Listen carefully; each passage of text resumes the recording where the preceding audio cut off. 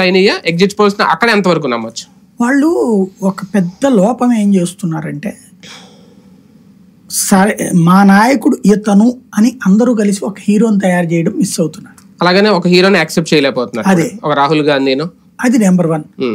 రెండవది, సరైన ప్రజా అంశాలు మోడీని తిడుతూ కూర్చుంటున్నారు కానీ మోడీ తీసుకున్న నిర్ణయాల వల్ల సామాన్యుడు నలిగిన అంశాలు కొన్ని ఉన్నాయి.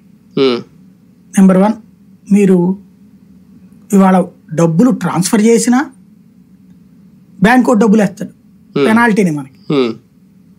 వాడు ఫ్రీగా ఇచ్చే వాటన్నిటికీ మన దగ్గర బాతున్నాడు. నెలకొచ్చి ఒక వ్యాపారస్తుడు కనీసం 2-3 వేలు బ్యాంకుకి సమర్పించుకుంటున్నాడు. ఎవడబ్బా సొమ్మిది? బ్యాంకు తను మనకు అందించాల్సిన సర్వీస్కి మన డబ్బులు పెట్టుకుని అది వ్యాపారం చేసే సంస్థ మనకే బొక్క పెడుతోంది. దీన్ని అడ్రస్ చేయలేకపోయారు.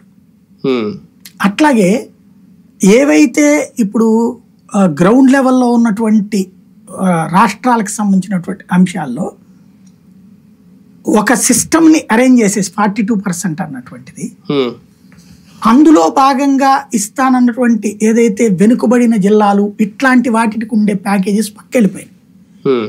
ఇదివరకు దాన్ని ఏమంటారు, మన ప్రణాళిక సంఘం తరపున కనీసం కాంగ్రెస్ పాలిత రాష్ట్రాల అధికారంలో ఉంటే అలకని ఇచ్చుకునేవాడు.